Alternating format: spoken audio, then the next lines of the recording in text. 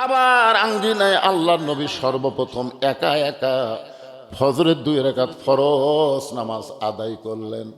ফজরের 2 রাকাত ফরজ নামাজ আদায় করে সর্বপ্রথম নবীর সঙ্গে যার দেখা হলো তার নাম হলো আবু জেহেল।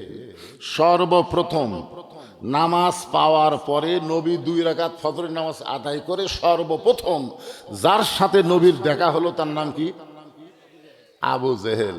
এই যে আমার এই ভাই হজ করছে, যারা হজ করছে তারা আশ্চর্য হয়ে যায় আবু জেহেলের বাড়ির কাছে গেলে। মানে আবু জেহেলের মতন ভাগ্যবান মানুষ কেউ নেই। আবু জেহেলের বাড়ির থেকে কাবা ঘর মাত্র 200 মিটার পশ্চিমে, আর 150 মিটার পশ্চিমে হলো নবীর বাড়ি। পশ্চিমে হচ্ছে লা ইলাহা ইল্লাল্লাহ, আর পূর্বে হচ্ছে মুহাম্মাদুর রাসূলুল্লাহ। মাঝখানে আবু জেহেল। এর মতন ভাগ্যবান কেউ আছে? খালি এরকম তাকালি কাবা, এরকম তাকালি মদিনা রাসূলের বাড়ি। হায় হায় রে, কি ভাগ্যবান, অথচ নামাজ পড়েনি। আপনাদের মসজিদের কাছে এরকম কারো বাড়ি আছে না নাই? যেরকম আছে না নাই? বাড়ির থেকে আকামত শোনা যায়, অথচ বেটা নামাজ পড়ে না। ওই তলে তলে আবু জেহেলের লোক। যেরকম কথা ঠিক কিনা ভাইজান? আল্লাহ নবীর সর্বপ্রথম দেখা হলো কার সাথে? আবু জেহেলের সাথে। আবু জেহেল নবীর চেহারার দিকে তাকায় বলতেছে, বাজান, সন্ধ্যার সময় দেখলাম তুমি সুন্দর, কিন্তু সকালবেলা দেখতেছি তুমি অতীব সুন্দর। আবু জেহেল নবীর প্রশংসা করতেছে যে সন্ধ্যার সময় তোমাকে দেখলাম বাবা তুমি সুন্দর, কিন্তু সকালবেলা দেখতেছি তুমি এত সুন্দর। আপনার বলেন তো আমাদের নবী দেখতে কেমন? 400 রজগ্রহ তারা, তারি নূরের ইশারা, নইলে যে অন্ধকারে ডুবিত এই ধরনী। সবাই বলেন নবী মোর পরশমণি, নবী মোর সোনার খনি, নবী নাম ভাবে যে জন সেই তো দোজাহানের ধনী। আল্লাহু আকবার। কোন ক্ষুধার্ত ব্যক্তি নবীর চেহারার দিকে তাকালে তার ক্ষুধা তৃষ্ণা আল্লাহ দূর করে দেয়। আবু জেহেলের মতন কাটটা কাফের পর্যন্ত নবীর তারিফ করতেছে যে সন্ধ্যার সময় দেখলাম তুমি সুন্দর, আর সকালবেলা দেখি তুমি অতীব সুন্দর। এই সকালবেলা এত সুন্দর হওয়ার পিছনে তোমার কারণ কি? তুমি রাতের বেলা তোমার চেহারার মধ্যে কিছু মালিশ করছো নাকি? অনেকে কিন্তু মনে করে চেহারায় কিছু মালিশ করলে চেহারা সুন্দর হয়। আসলে আল্লাহ বলেছেন, লাকাদ খালাকনাল ইনসানা ফি আহসানি তাকবীম। অবশ্যই মানুষের অবয়ব চেহারাকে আমি আল্লাহ সুন্দর করে সৃষ্টি করেছি। বলেন সুবহানাল্লাহ। এই চেহারা যদি আপনারা সুন্দর করতে চান তাহলে কোন সুনু ব্যবহার করবেন? কোনটা? মানে প্রথম 2007 সালে আমার একটা ওয়াজ বার হয়েছিল সিডিতে। তোমার হুঁশ নাই? শোনেন আপনার ওয়াজ। এই দিকে 4টে লাইট, হেডলাইট, এই দিকে 4টে, মাঝখানে 4টে, মানে লাইটের আলোতে বুঝলেন আমার তাপ লাগতেছে। আমি ভিডিও ম্যানকে বললাম, কে রে ভাই এত লাইট দিচ্ছেন? তখন এক ভিডিও ম্যান বলতে, হুজুর এত লাইট দেও তো আপনাকে আলো করা যাচ্ছে না, আপনি এতই কালো। মানে আমি এতই কালো, লাইট দেও ফর্সা করা যাচ্ছে না।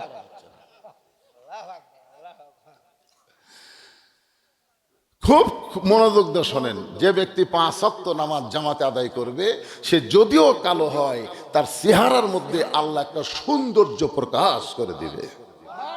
আর যেই ব্যক্তি খুবই সুন্দর, নামাজ যদি না পড়ে ওর চেহারা ফটফটা লাগবে, বগের মতন লাগবে, কিন্তু দেখে কোনো আকর্ষণ তৈরি হবে না। আল্লাহ নবী বললেন, চাচা রাতের বেলা আমি কোনো কিছুই মালিশ করি নাই, তবে আপনি শুনলে আশ্চর্য হবেন, আজকে রাতের বেলা কাবার পাশে আমি ঘুমিয়েছিলাম। ফেরেশতা জিবরাইল আমাকে ঘুম থেকে চেতন করে জমজমের কোপের পানি দিয়ে ওযু করানোর পরে আমাকে বোরাকের পিঠে করে বাইতুল মুকাদ্দাসে নিয়ে গেল। আল্লাহ কোরআনে বলেছেন, সুবহানাল্লাযী আসরা বিআবদিহি লাইলাম মিনাল মাসজিদিল হারাম ইলাল মাসজিদিল আকসা।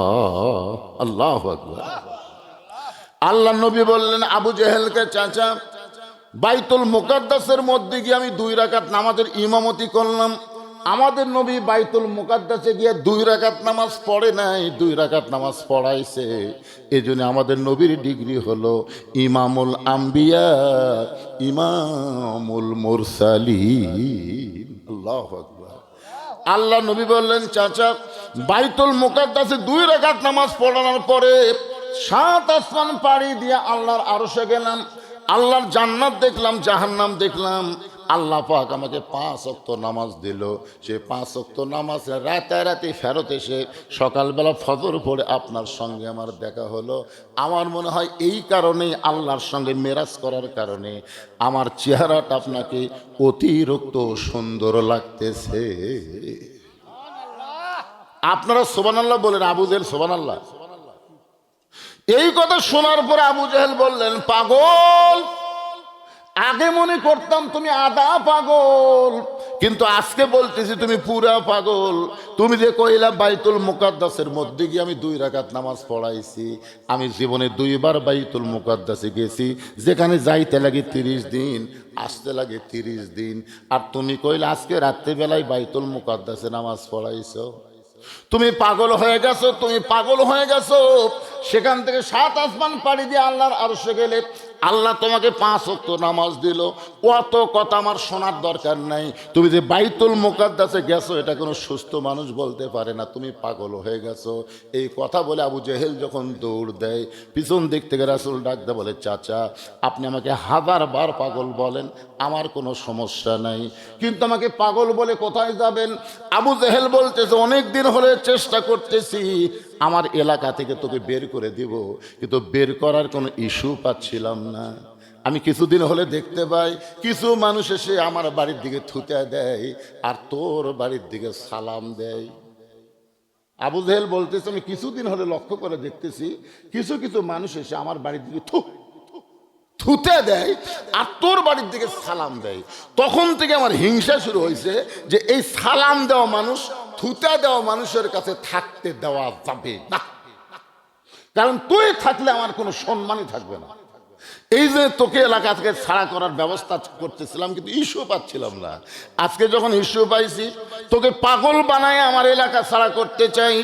এই কথা বলে আবু জেহেল সর্বপ্রথম যার দরজায় গেল তার নাম হলো আবু বকর। জোরে বলেন, তার নাম কি? আবু বকরের দরজায় আবু জেহেল বলতেছে, আবু বকর, আবু বকর বাড়িতে আসো নাকি? আবু বকর বাড়ি থেকে চমকে গেল, এত বড় নেতা সকাল বেলায় আমার দরজায়, নেতা মনে হয় বিপদে পড়েছে। এত বড় নেতা সকালবেলা আমার দরজায়, নেতা মনে হয় বিপদে পড়ছে। ধরে কোন কি পড়েছে? আচ্ছা, বড় বড় নেতা যখন গরিবের দরজায় দরজায় ঘোরে, তখন আপনারা কি বলেন, নেতা বিপদে পড়েনি? 5 বছর পর পর দেখবেন কিছু কিছু নেতা এই বসন্তর কুকিল হয়ে এলাকাতে আসবে। ভাই, রাস্তার ফকির দেখে ড্রাইভারকে বলে, গাড়ি থামা। ড্রাইভার বলে, স্যার কেউ তো নাই। বলে, ওই যে আসতেছে। স্যার ওরা তো ফকির। আরে পাগল, ভোটের আগে থামা। যেই গাড়ি থামাইছে, নেতা গাড়ির থেকে নেমে ফকির সালাম দেয়, আসসালামু আলাইকুম চাচা, কেমন আছেন চাচা? ফকির খালি চারিদিকে মাথা ঘুরাই বলে, বাবা কাক সালাম দিলে? কয়, আপনাকে দিলাম, আমি ভিক্ষা করে খাই। কয়, ভোটের আগে আপনিও যে হামু তাই। হাই রে নেতা রে। মাঝে মাঝে দেখবেন এরকম কিছু নেতা বিপদে পড়ে আপনাদের কাছে আসবে, গরিবের বন্ধু, সমাজসেবক, জনদরদি করে আপনাদের ভোটটা নিয়ে। নেতা আর বদল কাছে থাকবে না, নেতা থাকবে ঢাকায়। মাঝে মধ্যে নেতা বেড়াবার আসবে, সামসের অত্যাচারে একটা ভোটারও নেতার কাছে যাবার পারবি না। জোরে কথা বল না কেন? এরাই হলো আবু জেহেলের লোক। আবু জেহেলের লোক কারা চিনা লাগবে? একটু মনোযোগ দিয়ে শুনবেন। আবু বকর বাড়ি থেকে বের হয়ে বলে, নেতা এই সকালবেলায় আমার বাড়ির দরজায় আবু বকর, আবু বকর বলে ডাকতেছেন, খবর কি? বলে, তোমার নবী যে পাগল হয়েছে তুমি জানো? যেই বলছে তোমার নবী যে পাগল হয়েছে তুমি জানো, সঙ্গে সঙ্গে আবু বকর এভাবে শাহাদত আঙ্গুল তুলে বলতেছে, আবু জেহেল, যেই কথা একবার বলেছ ওই কথা যদি আর একবার, আমার হাতের দিকে তাকান, যেই কথা একবার বলেছ এই কথা খালি আর একবার, আবু জেহেল 3 ধাপ পিছনে গেছে। কে সবচাইতে নরম মানুষ?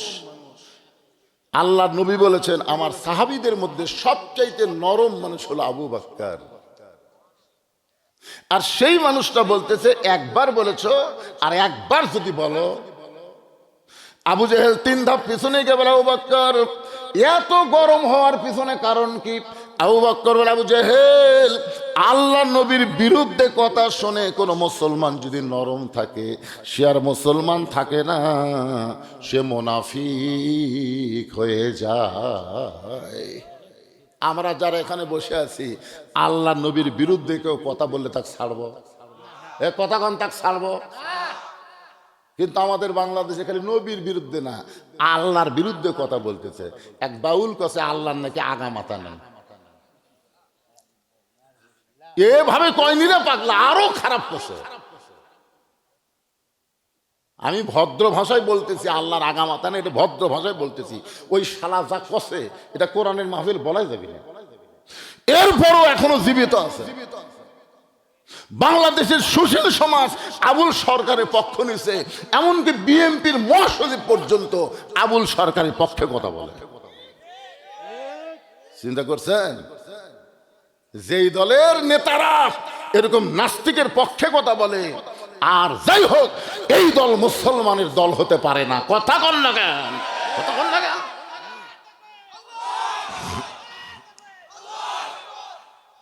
এক সাইড থেকে আল্লাহ আকবার হল, এই সাইড কি?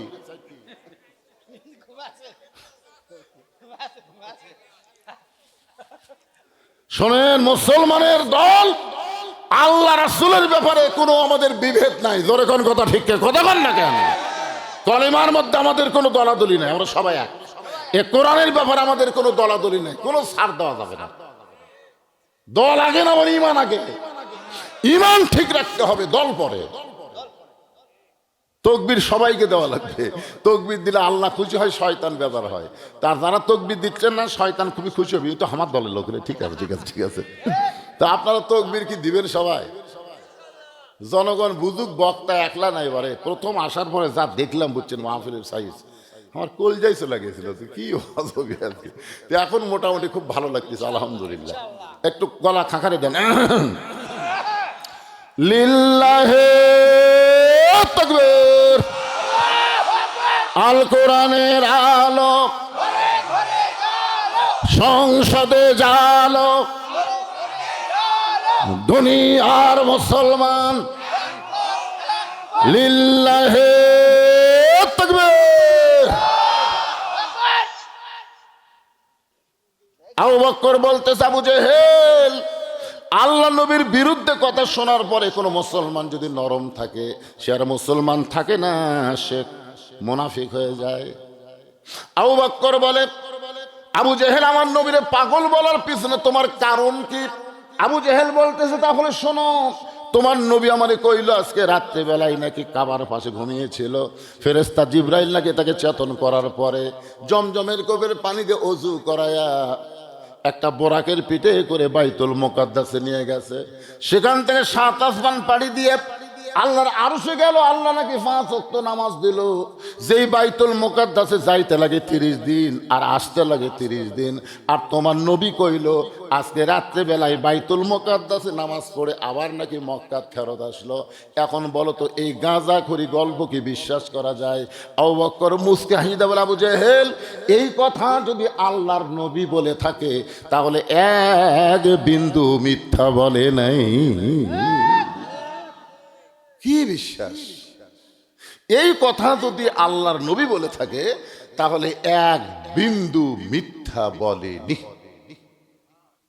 আবু জেহেল কয় আমার সকালটাই মাটি রে, কার কাছে কি খবর দিলাম?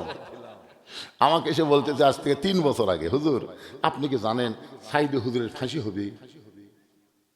মানে আমার কাছে বলতেছে, মানে আমাকে একটু চেতানোর জন্য, বুঝলেন? আমি খুশি হয়ে বললাম ভাই এত সুন্দর একটা সুসংবাদ দিলে, চলো চা খাই। ওই চমকে উঠছে, এটা সুসংবাদ হলো। আমি চা স্টলে নিয়ে যা বললাম ভাই 3 কাপ দুধ চা দাও। বলে মানুষ 2 জন 3 কাপ কেন? আমার 1 কাপ আর 2 কাপ। ওর সামনে 2 কাপ চা দিয়েছে।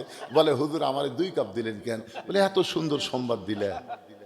ও যখন 7 চুমুক মারতেছে, আমি তখন ওর কাছে গিয়ে বললাম, সাইদে হুজুরের ফাঁসি হবে এই খবর তুমি আমাকে দিলে, আর আমি তোমাকে খবর দিচ্ছি তোমার মৃত্যু হবে। যেই বলছি তোমার মৃত্যু হবে, চমকে উঠছে। চমকে উঠলে কেন ভাই? ফাঁসির তারিখ আছে রে, মরার কোনো তারিখ নেই। সাইদে হুজুরের ফাঁসি হবে, তাও একটা তারিখ আছে। তোর যে মৃত্যু হবে তার কোনো তারিখ নাই। ফাঁসির আসামি ফাঁসির দড়ি গলায় নেওয়ার সময় কলেমা তাইবা, কলেমা শাহাদত, তওবা তাসির করা, তারপরে ফাঁসি কার্যকর হবে। আর তুই যে মরবু, কলমা কর গ্যারান্টি আছে? তখন কয় না ভাই তা তো নাই। এখন বল কোনটা ভালো? ওই তখন বলতেছে এদিক দিয়ে তো ফাঁসি ভালো। ওই গেলাম আর একটা চা খাই বাড়ি যা। আমি যেই বাইর হয়েছি তখন ওই বলতেছে কার কাছে কি খবর দিলাম রে, কাম হলো না। আমি গেলাম পাগলা, তোদের কাছে রেডিওর খবর, পেপারের খবর, টিভির খবর, আর আমাদের কাছে আল্লাহর কোরআনের খবর। ধরে কোন কথা ঠিক কি না? যেই খবরের মধ্যে কোনো সন্দেহ নাই, সেই খবরের মধ্যে আল্লাহ বলেছেন, ওয়ালা তাকুলু লিমান ইউকতালু ফি সাবিলিল্লাহি আমওয়াতুন বাল আহইয়াউ ওয়ালাকিন লা তাশউরুন।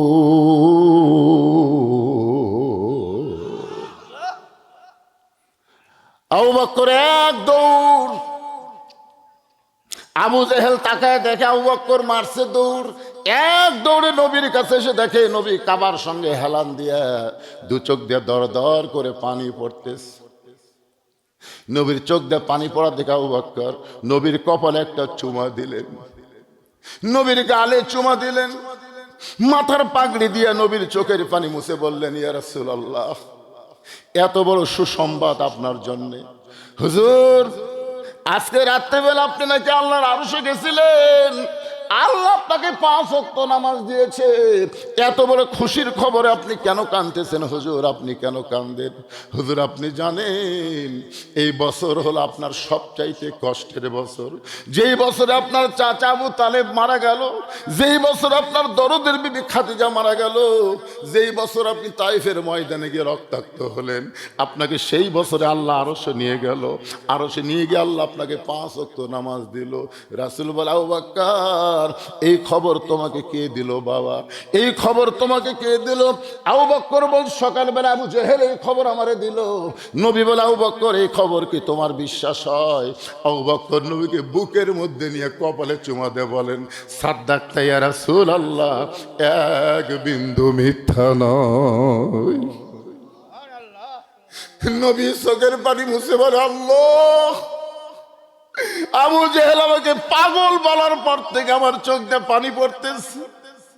আমি মনে করেছিলাম আমার মেরাজের কথা কেউ বিশ্বাস করবে না, কিন্তু আবু বকর সাদ্দাকতা বলার সঙ্গে সঙ্গে আমার সব কষ্ট দূর হয়ে গেছে, আমার আর কোনো কষ্ট নাই। আল্লাহ বলে, হাবিব রে, যে আবু বকর সাদ্দাকতা বলে আপনার কষ্ট দূর করে দিল, আমি সে আবু বকরকে আজ থেকে সিদ্দিক ডিগ্রি দিয়া দিলাম। চারিদিক থেকে নবীর সাহাবীরা আসলেন, সমস্ত সাহাবীরা এসে নবীকে ঘিরে ধরে বললেন, ইয়া রাসূলুল্লাহ, হুজুর আমরা শুনলাম আপনি নাকি আল্লাহর আরশে গেছিলেন, আল্লাহ নাকি আপনাকে 5 ওয়াক্ত নামাজ দিয়েছে।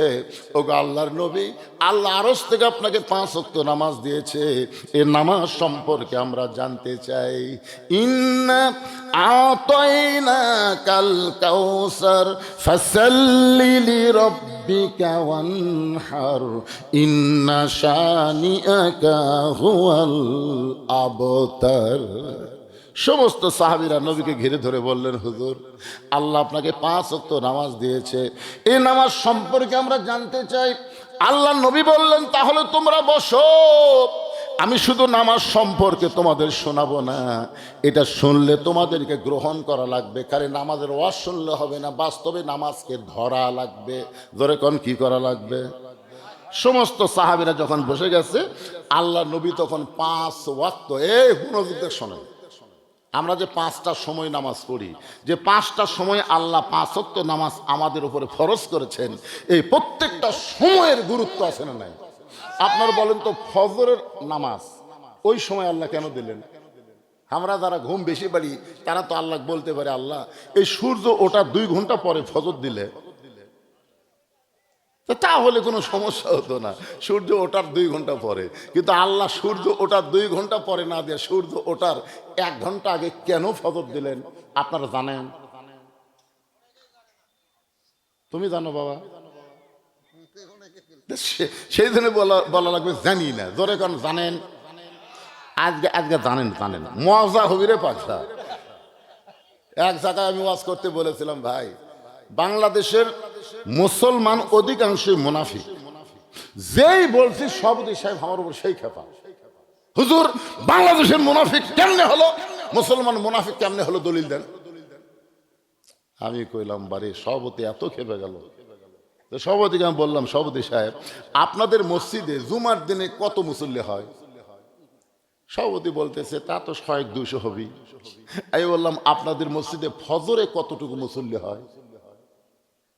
সভাপতি বলতেছে হুজুর আমি তো, মানে ওই শালাও ফজর পড়ে না। যখন বলতেছে আমি তো, তার মানে কি ওই জুমার দিনে 200 হয় সেটা জানে, কিন্তু ফজরে কতজন হয় সেটা কর পারতেছে না। তখন আমি বললাম, ভাই যে মসজিদের মাহফিল মসজিদ সাহেব আছেন সাইড থেকে বলে হুজুর আমি মসজিদ, তাহলে আপনি বলেন তো ফজরে মুসল্লি কত হয়? বলে 4-5 জনের ওপর হয় না। আমি বললাম আল্লাহ রাসূল বলেছেন যে মুসলমান দাবি করার পরেও যারা ফজরের নামাজ জামাতে পড়বে না তারাই হলো মুনাফিক। এখন বলেন 200 জনের মধ্যে 5 জন ফজর পড়ে, 195 জন কি? তোর সভাপতি বলতেছে হুজুর আমি তাহলে বাড়ি যাইও লাভ নাই, থাকেও লাভ নাই। 5 ওয়াক্ত নামাজের মধ্যে সবচাইতে গুরুত্বপূর্ণ নামাজ হলো ফজরের নামাজ। জোরে বলেন কোন নামাজ? কথা কন না কেন ভাইজান? এই ছেলেরা তোরকে কি ঘোরনি ব্যারাম হচ্ছে কেন?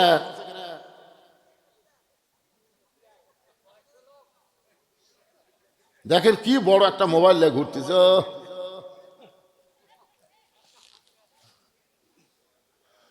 ভাইজান বসেন, রজব চাঁদ মেরাজের মাস, বসেন একটু মনোযোগ দিয়ে শোনেন ভাই। সূর্য পশ্চিম দিকে হেলে যাওয়ার সঙ্গে সঙ্গে আল্লাহ যোহরের 4 রাকাত নামাজ কেন ফরজ করলেন? ওই সময় ফরজ করার কারণ কি আপনারা কি জানেন? সূর্যের পাওয়ার যখন কমে গেল, নিচে মায়ায় বন্দি থাইকা করলাম কত খেলা,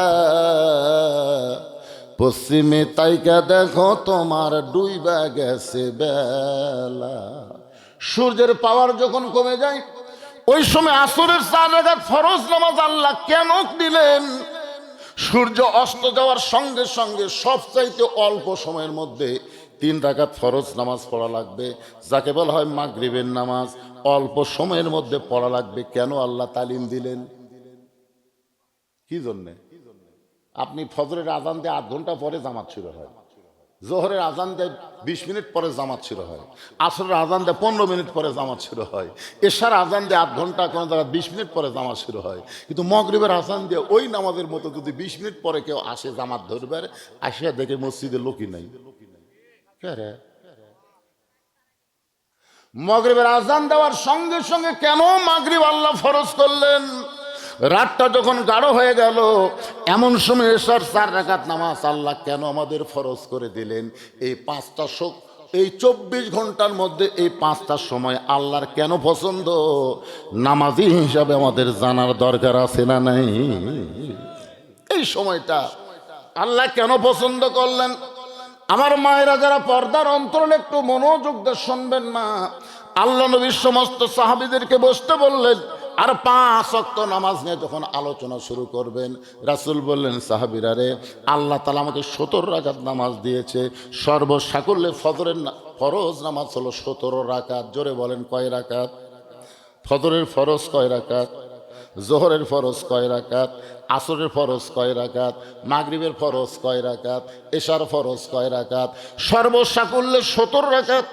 হযরত ওমর ফারুক দাঁড়িয়ে বললেন, ইয়া রাসূলুল্লাহ, আল্লাহ ইচ্ছা করলে প্রত্যেক ওয়াক্ত 2 রাকাত করে ফরজ দিবার পারতেন, আল্লাহ ইচ্ছা করলে প্রত্যেক ওয়াক্ত 3 রাকাত করে ফরজ দিবার পারতেন, আল্লাহ ইচ্ছা করলে প্রত্যেক ওয়াক্ত 4 রাকাত করে ফরজ দিবার পারতেন, কিন্তু আল্লাহ 4ও দিলেন না প্রত্যেক ওয়াক্ত 3ও দিলেন না, আবার 2ও দিলেন না।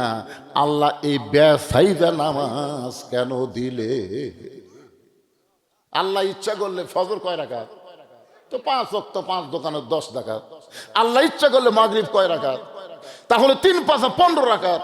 আল্লাহ ইচ্ছা করলে আসর 4 রাকাত, তাহলে 5 ওয়াক্ত 4 5 20 রাকাত। আল্লাহ 20ও দিলেন না, 15ও দিলেন না, 10ও দিলেন না, আল্লাহ বেসাই 17 রাকাত কেন দিলেন? আল্লাহ রাসূল বলেন, ওমর তুমি মারাত্মক প্রশ্ন করছে। সুবহানাল্লাহ। আল্লাহ রাসূল যখন মদিনার প্রেসিডেন্ট ছিলেন, ওই সময় আল্লাহ রাসূল হযরত উমরকে তার মেধার জন্য আইন মন্ত্রীর দায়িত্ব দিয়েছিলেন। ধরে এখন সুবহানাল্লাহ। আল্লাহ রাসূল যখন মদিনাকে রাষ্ট্র ঘোষণা করলেন, ওই সময় ধর্মমন্ত্রী হলেন আবু বকর, আর অর্থমন্ত্রী হলেন ওসমান গনি, আর শিক্ষামন্ত্রী হলেন হযরত আলী। ধরে এখন সুবহানাল্লাহ। আল্লাহ রাসূল শিক্ষামন্ত্রী হযরত আলীকে কখন দিয়েছেন জানেন? একই অনুষ্ঠানে নবী খাচ্ছেন সাহাবীদের নিয়ে। হযরত আলীর বুদ্ধি পরীক্ষা করার জন্য আল্লাহ রাসূল খুরমা খেজুর খাচ্ছেন, আটিটা আলীর সামনে খালি রাখতেছেন, খাচ্ছেন আটিটা আলীর সামনে। কিছুক্ষণ পরে রাসূল বলতেছে, দেখো আলীর পেটে এত খিদে লাগছে, একাই কতগুলা খুরমা খেজুর খাচ্ছে। হযরত আলী রাদিয়াল্লাহু বিসির উপরে হাত দিয়ে বললেন, আসলে আমার খিদা বেশি ভাই, একটু বেশিই খাচ্ছি। তোমাদের কাছে আমি জানতে চাই, খিদা বেশি কার? যাই বিসি বার করা খায় না বিসি সহ খায়? তো সবাই বলতেছে বিসি সহ খাওয়াই তো খিদা বেশি, কারণ বিসি বার করার টাইম হয়নি। তাহলে নবীর দিকে তাকায় দেখো, একটাও নাই। তার মানে সঙ্গে সঙ্গে আল্লাহ নবী দাঁড়ায় আলীকে একটানে বুকের মধ্যে নিয়ে তার কপালে একটা চুমু দিয়ে বললেন, আনা মাদিনাতুল ইলমে ওয়া আলী ও বাবুহা, আমি হচ্ছি ইলমের শহর, আলী হচ্ছে তার দরওয়াজা। জোরে কোন সুবহানাল্লাহ। আল্লাহ রাসূল ফজরের 2 রাকাত ফরজ নামাজ সম্পর্কে বলতেছেন, আদম নবীর তওবা যখন কবুল হইল, ওই সময় আদম নবীর শুকরিয়া তান আল্লাহকে খুশি করার জন্য 2 রাকাত নামাজ আদায় করেছে। ওই 2 রাকাত নামাজ আল্লাহর এতই ভালো লাগছে, লাইলাতুল মেরাজে আল্লাহ বলেন, হাবিব ওই আদম নবীর 2 রাকাত নামাজ আপনার উম্মতের জন্য ফজরের ফরজ হিসেবে দিয়ে দিলাম। আপনার উম্মতেরা ফজরের ফরজ নামাজ যখন মসজিদে জামাতের সঙ্গে আদায় করবে, আমি আল্লাহ খুশি হইয়া আদম নবীর সমপরিমাণ সওয়াব তাদের আমল নামায় দিয়া দিব। লিল্লাহে তাকবীর। সমস্ত সাহাবীরা বলে, ইয়া রাসূলুল্লাহ, ফজরের 2 রাকাত ফরজ নামাজ জামাতে বললে আদম নবীর সমপরিমাণ যদি সওয়াব আল্লাহ দেয়, আমরা ওয়াদা করলাম জীবন যাবে, কিন্তু আমাদের জীবন থেকে ফজর কোনোদিন কাজা হবে না।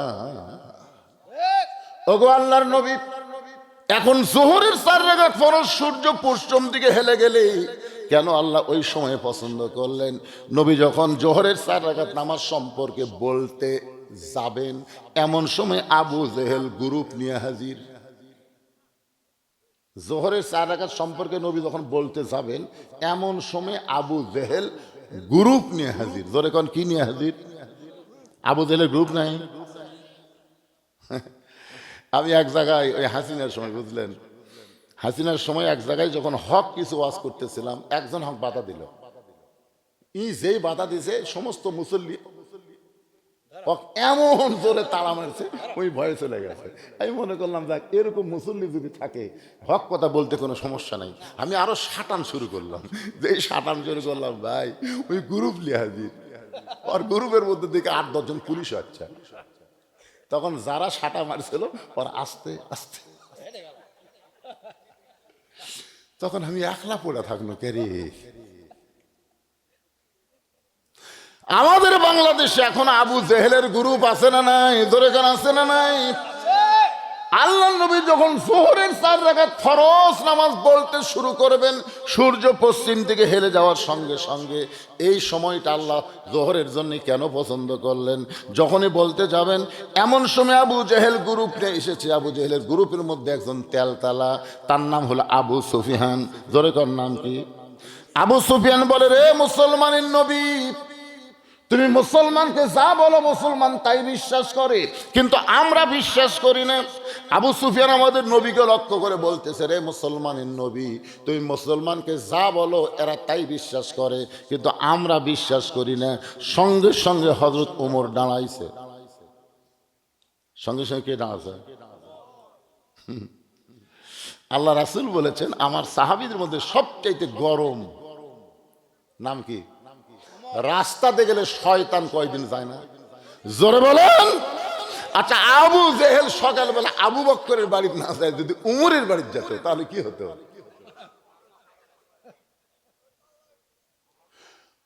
হযরত ওমর দাঁড়িয়ে বলতেছে, রে কাফেরের বাচ্চারা, এই নবী আমাদেরকে নামাজ সম্পর্কে ওয়াজ করতেছে, জোহর নামাজ শুরু করেছে, এখন নবী বলবে এই সময় তোদেরকে কে আসতে বলছে? ওমর ফারুক যখন গরম হয়ে এরকম তাড়া দিচ্ছে, রাসূল যদি বলে ওমর সকালবেলা আবু জেহেল আমাকে পাগল বলে গেছে, এখন গ্রুপ নিয়ে যাচ্ছে ধর, যদি এই ধর বলতো, আপনার বলুন তো এক শয়তান বাঁচত? দেখেন আমাদের নবী কেমনে আমাদের নেতা হলো। নবী কেন বিশ্ব নেতা? সঙ্গে সঙ্গে নবী বললেন, ওমর, ওমর তুমি বসো। এখান থেকে বোঝা গেল ইসলামী আন্দোলনের নেতারা কোনোদিন কর্মীদের উস্কে দেয় না। ইসলামী আন্দোলনের নেতা যদি কর্মীদের উস্কে দেয়, একটা বেয়াদব বাংলার জমিনে থাকবে না। জোরে কোন কথা ঠিক করে, একটাও থাকবে। কিন্তু উস্কে দেয় না তো, যদি লাগাও তো হাসিনার এই সেলা সোমবার রেখে থাকতো। এই হাসিনা যে 5ই আগস্ট পর আছে, ওর পিছনে ইসলামী আন্দোলনের কর্মীরা আছে না নাই? দরকার আছে না নাই? এখন সব প্রকাশ পাচ্ছে তলে তলে কারা কাম করছে। আল্লাহ নবী ওমরকে বসায় দিলেন। নবী 2 হাত তুলে বললেন, ও মক্কার সম্ভ্রান্ত ব্যক্তিরা, আমি নামাজ সম্পর্কে কথা বলতেছি, আপনারা আসেন সামনে বসেন, আমার সাহাবীরা পিছনে যাবে। নবী বললেন, তোমরা পিছনে যাও, ওই নেতাদেরকে সামনে বসতে দাও। ইসলামে কত সম্মান, ধরে গান সুবহানাল্লাহ। আল্লাহ নবী সাহাবীদের বললেন, তোমরা পিছনে যাও, এই সম্ভ্রান্ত নেতাদেরকে তোমরা সামনে বসতে দাও। এমন সময় আবু সুফিয়ান বলতেছে, তোমার নামাজের ওয়াজ আমরা শুনতে আসি নাই, তোমার নামাজের ওয়াজ আমরা শুনতে আসি নাই। আল্লাহ নবী বললেন, তাহলে কি শুনতে আইছেন? আবু সুফিয়ান বলতেছে, আমাদের নেতা আবু জেহেল দুইবার বাইতুল মুকাদ্দাসে গেছে, যেখানে যাইতে লাগে 30 দিন, আসতে লাগে 30 দিন। আর তুমি সকালবেলা কইছো আজকে রাত্রেবেলায় সেই ঘরে গিয়ে নাকি 2 রাকাত নামাজ পড়াইছো। আমাদের জানার বিষয় হলো ওই বাইতুল মুকাদ্দাসের দরজা জানলা কয়টা? খালি দরজা জানলা যদি বলে দাও, তাহলে আমরা এখান থেকে চলে যাব, আর আমরা গন্ডগোল করব না। নবীর চোখ দিয়ে দর দর করে পানি পড়তেছে। আবু বকর বলে, ইয়া রাসূলুল্লাহ, আবু জেহেলের সামসে আবু সুফিয়ান বলতেছে দরজা জানলার কথা শুনতে চাই। হুজুর, আপনি কি দরজা জানলার কথা বলতে পারবেন? নবী বলেন, আবু বকর, আমি শুধু বাইতুল মুকাদ্দাসে রাত্রেবেলা 2 রাকাত নামাজ পড়াইছি, আমি তো দরজা জানলা গুনে দেখি নাই। আল্লাহর হুকুমে 2 রাকাত নামাজ পড়াছি, কয়টা দরজা কয়টা জানলা, আমি কি দরজা জানলা গুনবার গেছি? আপনারা বলেন তো, আপনাদের এলাকায় মাতাজি কেন্দ্রীয় মসজিদে আপনি জোহরের নামাজ আদায় করলেন, সামনে কাতারে বের হওয়ার সাথে একজন বলতেছে, ভাই নামাজ পড়ছেন? সামনে কাতারে পড়ছি ভাই। কার বিশ্বাস হয় না? আরে পড়েছি রে, সামনে কাতারে পড়ছি। কার বিশ্বাস হয় না? তো তোর বিশ্বাস কেমনে হবে বল? আমার বিশ্বাস হবে মসজিদে কয়টা ফ্যান আছে তাই কও। মসজিদের ভিতরে কয়টা ফ্যান আছে কবার পারলে আর বিশ্বাস হবে। আপনারা বলেন তো, কোনো মুসল্লি ফ্যান গোনার জন্য যায়?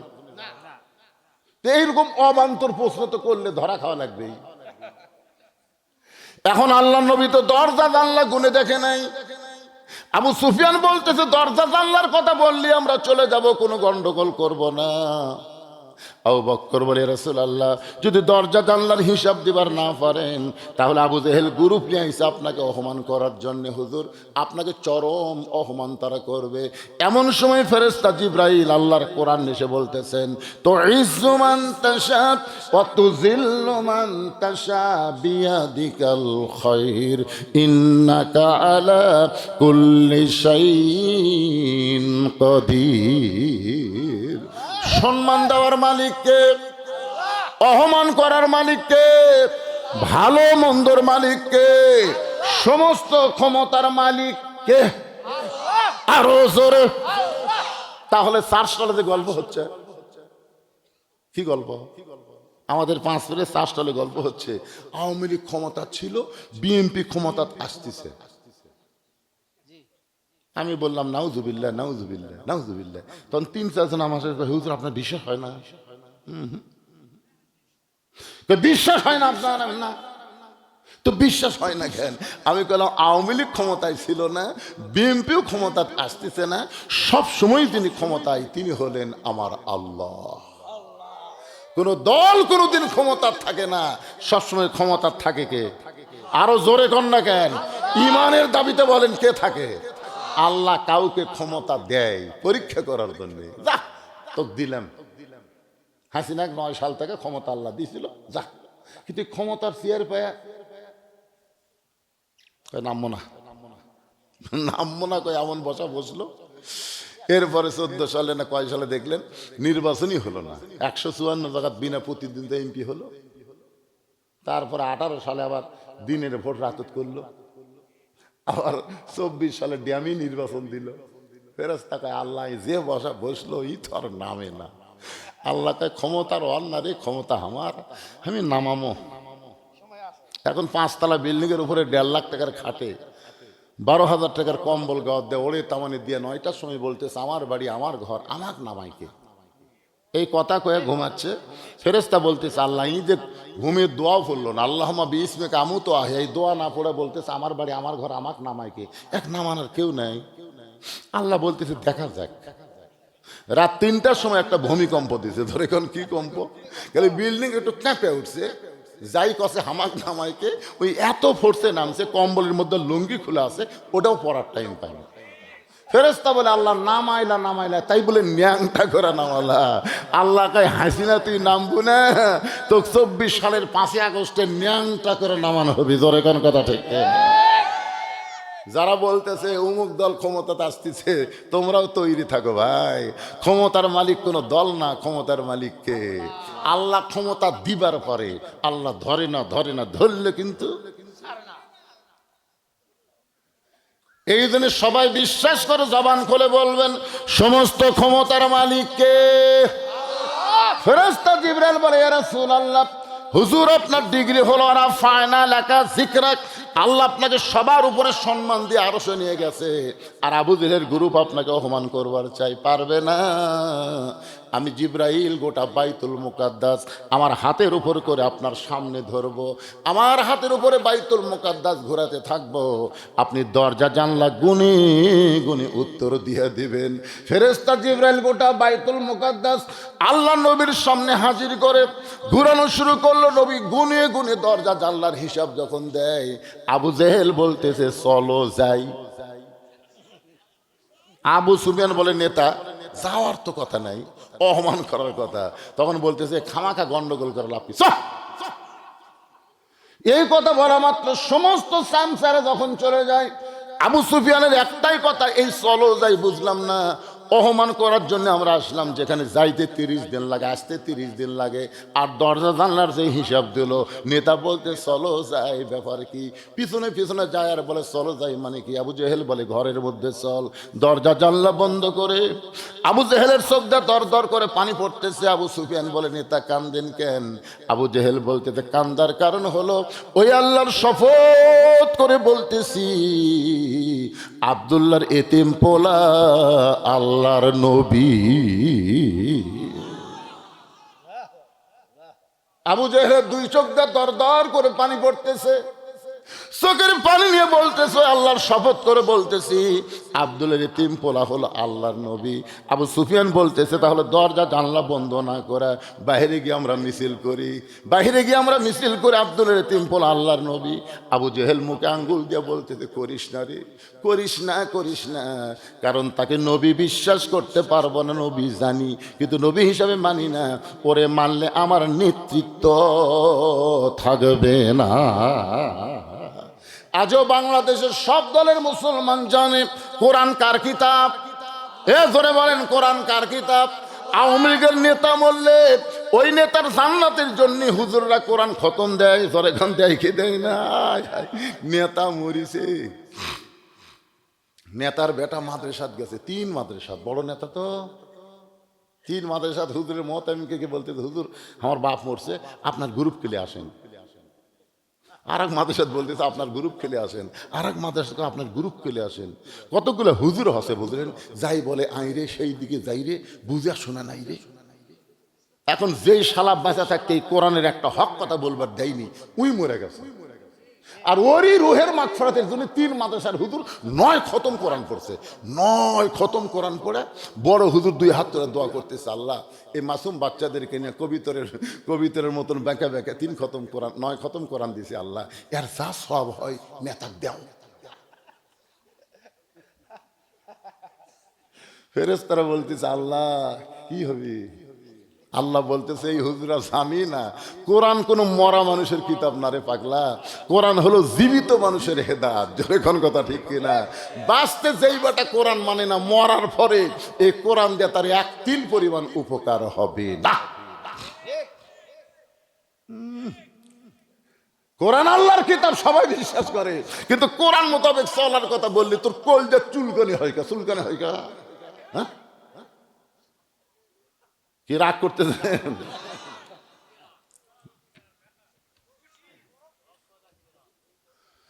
وَنُنَزِّلُ مِنَ الْقُرْآنِ مَا هُوَ شِفَاءٌ وَرَحْمَةٌ لِّلْمُؤْمِنِينَ।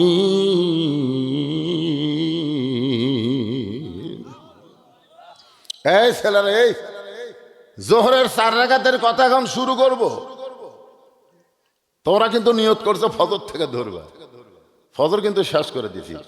আজকে 5 ওয়াক্ত নামাজের ওয়াজ হবে, তাতে রাত যদি 12টা বাজে অসুবিধা আছে? এখন আমার মায়েরা চিন্তা করতে তো, হুজুর আমাদের কি ওয়াজ? আমার মায়েরা যদি 5 ওয়াক্ত নামাজ পড়ে, বছরে যদি 6 মাস রোজা রাখে, কিন্তু স্বামীর কথা ঠিক মতো শোনে না, পর্দার মধ্যে থাকে না, মাথার চুল বেঁচা খায়, ওই মেয়েদের একটা ইবাদত আল্লাহর দরবারে কবুল হবে না। আমার মায়েদের ইবাদত কবুল করতে গেলে 1 নম্বর যে জিনিসটা লাগবে তার নাম হলো পর্দা। ধরে বলেন তার নাম কি?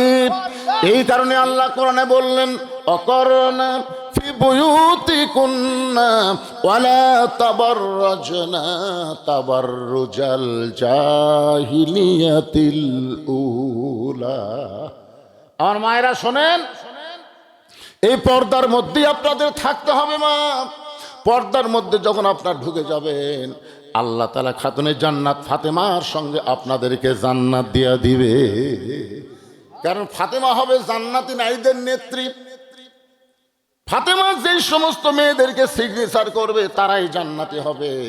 আর ফাতেমা তাদেরকে সিগনেচার করবে যারা নামাজ যদি কমও পড়ে, রোজাও যদি কম করে, স্বামীর খেদমত যদি একটু একটু কমও করে, কিন্তু পর্দার মধ্যে যদি পুরাপুরি থাকতে পারে, ওই মেয়েটা ফাতেমার সঙ্গে আল্লাহর জান্নাতি হবে। আমার কথা কি খেয়াল করলেন?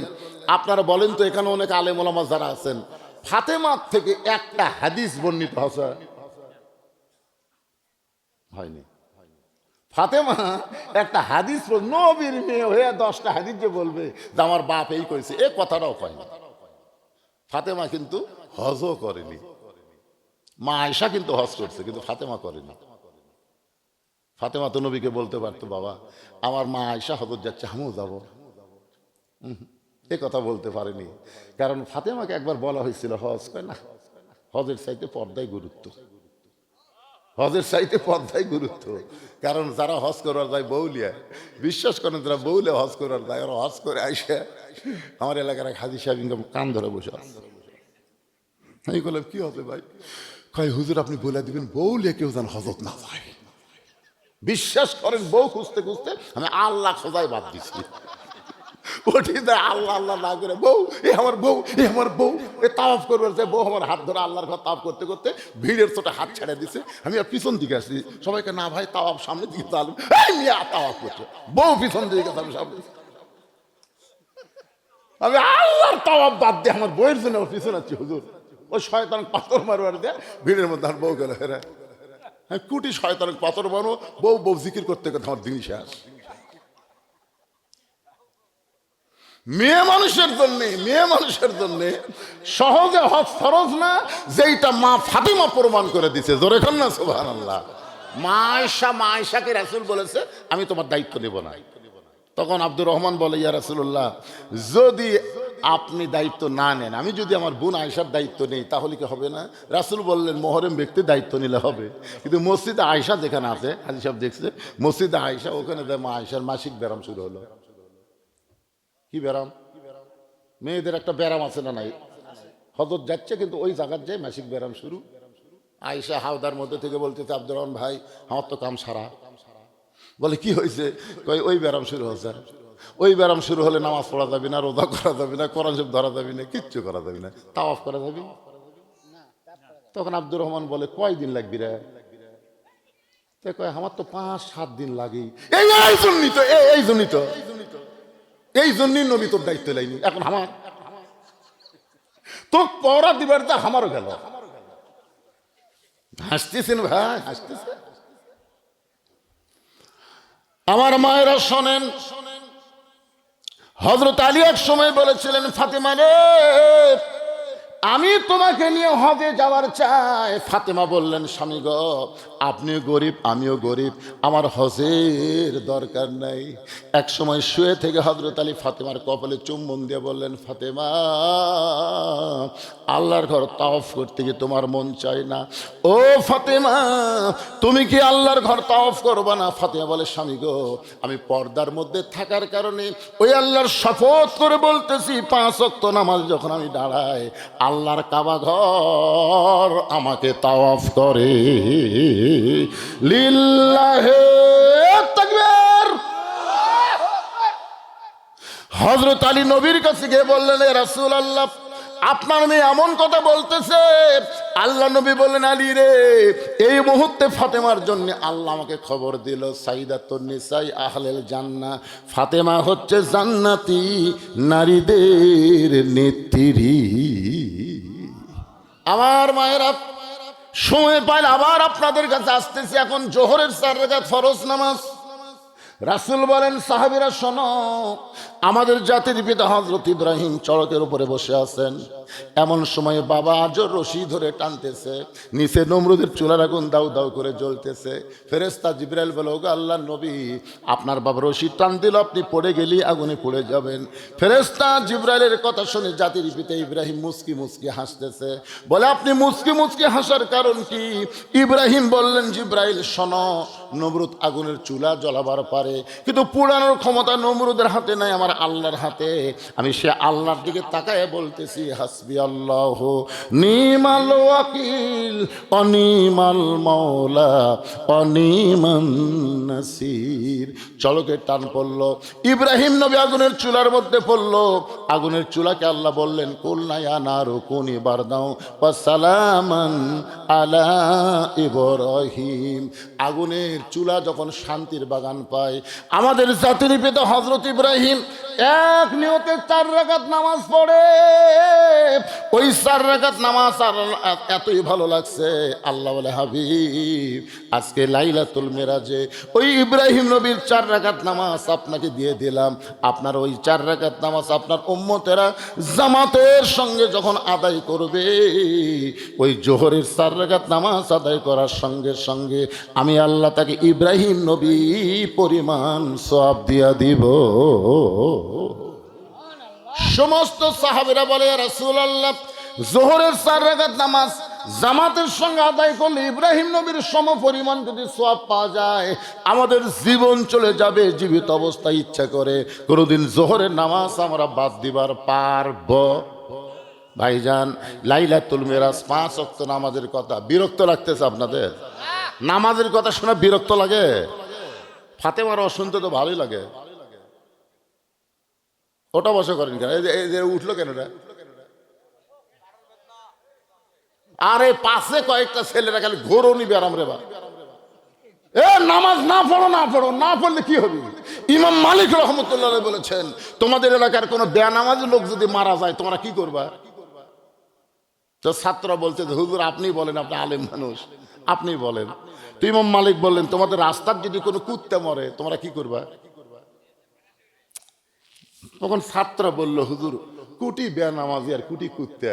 ইমাম মালিক বলতেছে, আমি জানার জন্য বলতেছি, কি করবি ক? রাস্তার কুত্তে মলে, কুত্তে যদি আমরা রাখা দিই অলসতা করে, কুত্তে পচে দুর্গন্ধ হবি, ওই রাস্তা দিয়ে আর যাওয়াই যাবি না। তো রাস্তা চলাচলের জন্য কুত্তাকে আমরা মাটির তলে পুঁতে ফেলবো। তো মাটির তলে পুঁতে ফেলবি, গোসল করে দিবি কুত্তে? তো কয় না। কুত্তা কাপড়ের কাপড় পরে দিবি? কয় না। কুত্তাকে খাটনিট করে তুলবি? কয় না। পাও দড়ি লাগে টানে লিয়ে পুঁতে থমো।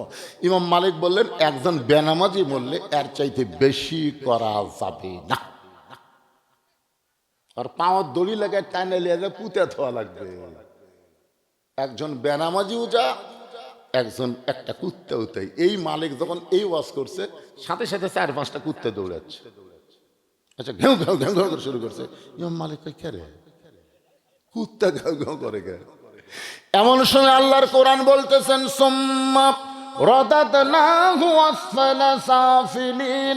ওগো ইমাম মালিক, বেনামাজিকে কুত্তার সাথে তুলনা করবেন না।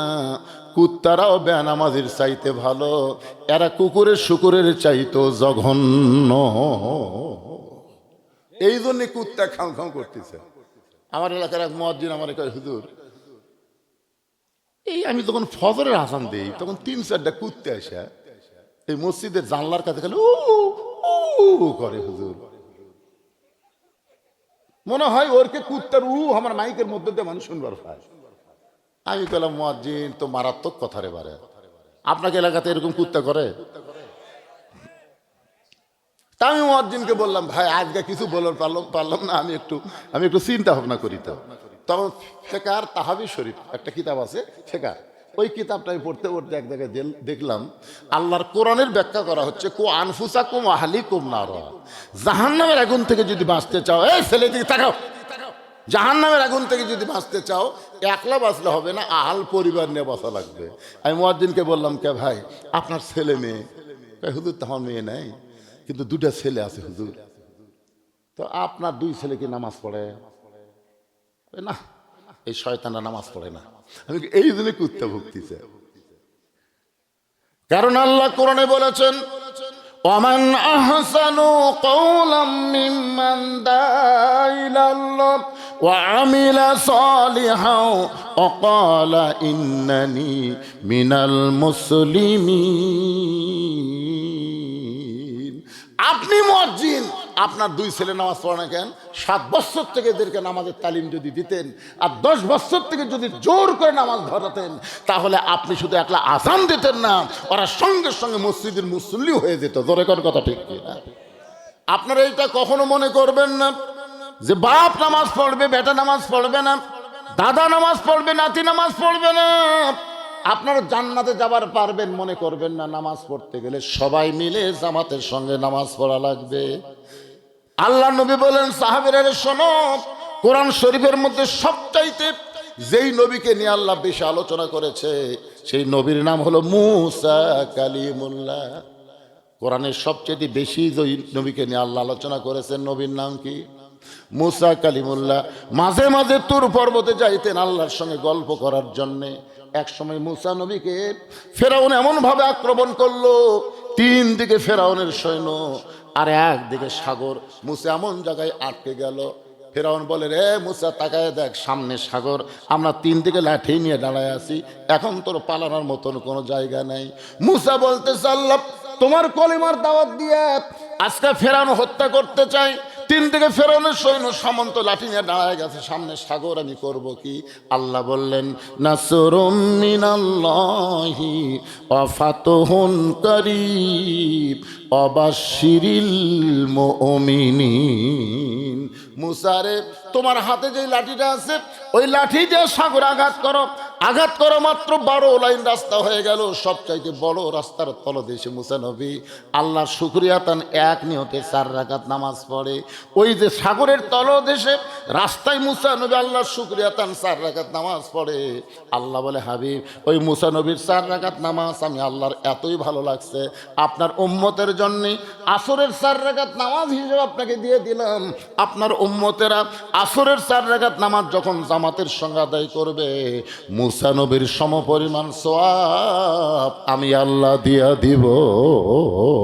লিল্লাহে তাকবীর।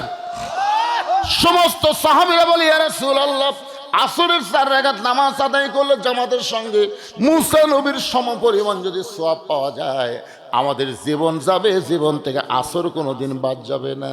ওগো আল্লাহর নবী আরও 2 ওয়াক্ত নামাজ সম্পর্কে আমরা আপনার কাছে শুনতে চাই। মাগরিবের 3 রাকাত নামাজ কেমনে ফরজ হইল? ওই নামাজের সময় এত কম কেন? আর এশার নামাজ পড়লে আমাদের সওয়াব হবে কেমন, আমরা সবাই একটু শুনতে চাই। সমস্ত সাহাবীরা শুনবার চায়। আমার সামনে যারা বসে আছেন আপনারা কি শুনবার চান? কারা কারা চান আল্লাহকে একটু হাত দেখান। ভাইজান সবাই একটা হাত তোলেন না কেন? আচ্ছা হাত নামান। নামাজের ব্যাপারে আপত্তি আছে নাকি? হুজুর আমরা খালি শুনবো হুজুর, কিন্তু বাড়ির যাওয়ার গ্যারান্টি নাই পাগলারা, বাড়ির যাওয়ারই গ্যারান্টি নেই। আরে কি জীবন নিয়ে যাচ্ছি ভাইজান, যে জীবন আছে নাই, আছে নাই, আছে নাই, এখান থেকে বাড়ি যাওয়ারই গ্যারান্টি নাই। আজকে কি নিয়ত করা যায় না? নিয়ত করা যায়। মসজিদের উন্নয়ন কল্পে মাহফিল। মসজিদের উন্নয়ন খালি বারান্দা তৈরি করা না, মসজিদের উন্নয়ন হলো মুসল্লি কালেকশন করা। মুসল্লি নাই, খালি মসজিদ। আক্কেলপুরের মধ্যে এক মসজিদে আসলে চলবে যায় দেখি গোটা মসজিদের দেওয়াল পর্যন্ত টাইস, দেওয়ালও টাইস, মেঝেও টাইস। তো টাইস এরকম লোকদের দেখি খালি ধুলে। মুয়াজ্জিনকে বললাম কে রে ভাই ঝাড় দেন না, এত ধুলে খেন। হুজুর আজান দিয়ে আকামত দিয়ে কেউ আসে না, খামাকা ঝাড় দিয়ে কি হবে? তাই আমি বললাম তাহলে ঝাড় দাও না।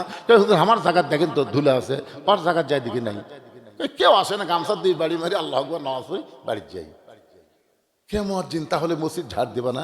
সপ্তাহে নামাজের দিন দেই হুজুর। সপ্তাহে নামাজের দিন আবার কবে? আবার আক্কেলপুরের লোকেরা জুমার দিনকে নামাজের দিন হয়।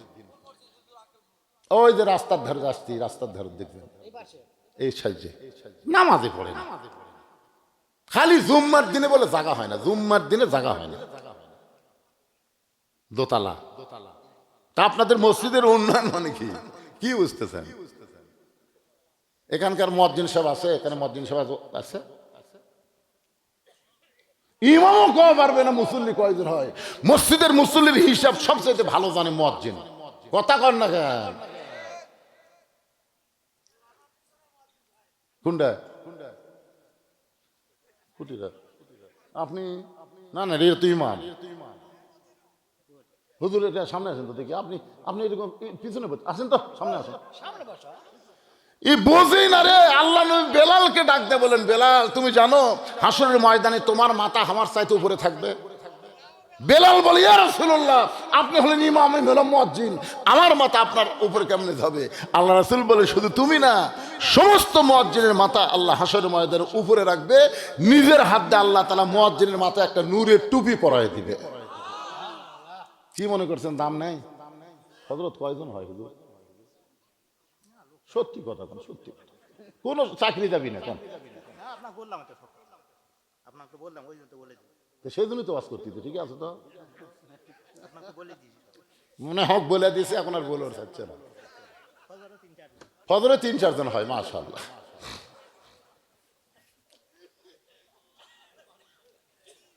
রে এই বড় বড় বড় কাবলার কারা কারা ওয়াজ শুনতে হাত তুলে দেখি। বড় কাবলার কারা কারা?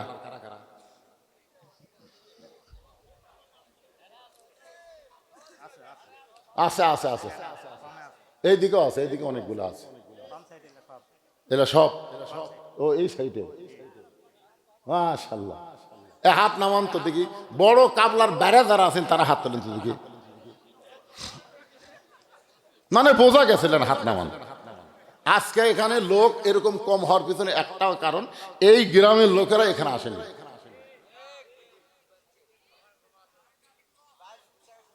ওই আত্মীয় নিয়ে কুড়ি যাবি রে। যে আত্মীয় বাড়িতে আসাতে কোরআনের মাহফিল আসা যায় না, এর আত্মীয় না, এর আত্মীয়র নামে শত্রু। জোরে করার কথা ঠিক কিনা? নিজে আসবে, আত্মীয় নিয়ে আসবে। আত্মীয় কি কি জন্য দাওয়াত দিছে? শোভা শুনবে না, খাবা।